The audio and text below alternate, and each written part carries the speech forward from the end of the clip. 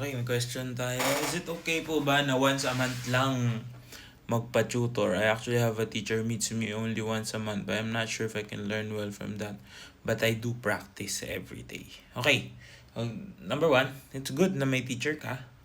Although, baka pwede pang dagdagan yung meetings. Okay, so let's try to use the word honing. Okay. So, madalas natin ito naririnig about knives, no? Especially kung mahilig ka magluto and lagi kang nagpe-prepare, no? You cut up your vegetables, your meats, ganyan, no? So, when they hone a knife, the knife is, the more you use a knife, di ba? The more it gets dull. Nawawala yung sharpness niya. But aside from it dulling out, isa sa mga bagay na ginagawa sa knife is to straighten the edge by honing, no? Hino-hone. And honing is also what we use to describe what we do with our skills, no? Hino-hone din natin siya. Ano ibig sabihin nun? So parang ganun din. Nag-lesson ka this week. Let's say today nag-lesson ka. Uulit ka ng lesson after 4 weeks. Sure ka ba na in that 4 weeks, wala kang ginawang mali? Perfectly mo nasunod yung instructions sa lessons? Wala ka bang questions or need na i-clarify? Wala ka bang problems na na-encounter na kailangan mo pa rin ng mentor to solve? No? So isipin mo yung 4 weeks na dumaan na yon. What if nagtuloy-tuloy ka doing what you think was right, tapos bumalik ka ulit ng lesson after a month? Siyempre, yung progress mo nung time na yun would need to be realigned again. So, ang weekly session kasi, parang every time na magsi-session ka, kinakalibrate niya. Kasi hindi tayo makakadiretso ng path na pinupuntahan natin. Especially if you're starting out. Kasi, hindi pa tayo sure. Hindi pa natin 100% alam kung tama o mali yung ginagawa natin. That's why the feedback of your mentor, especially at an earlier stage in your performance or in your music, is super important. No? I think kung gusto mong gawing career to, once a week is enough. Minsan, umaabot ako personally, twice or 3 times a week. Depende sa pine-prepare.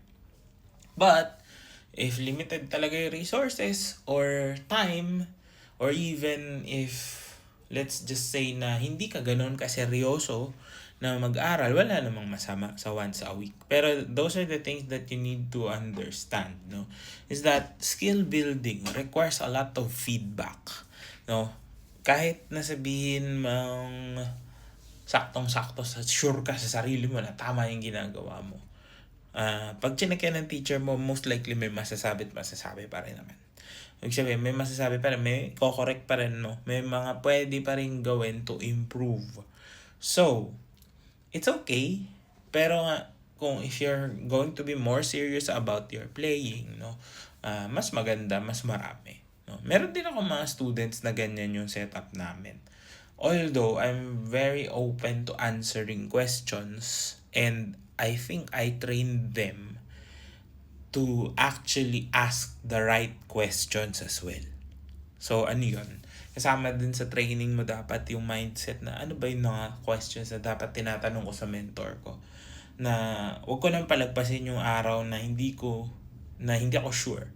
So, lagi ko sinasabi, pag nararamdaman mo na hindi ka sure, hindi mo alam yung ginagawa mo.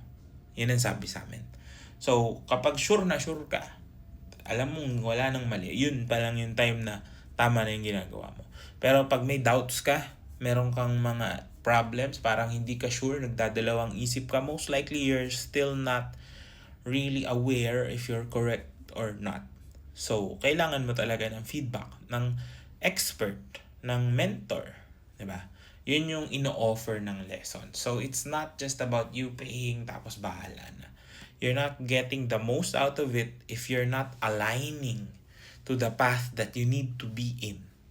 Kaya tayo nagle-lesson. Hindi tayo nagle-lesson just to show off, just to feel comfortable or safe. We're taking lessons so that by the time na tayo na lang mag-isa, alam natin kung mali o tama yung ginagawa natin. And we can guide ourselves going to the right direction.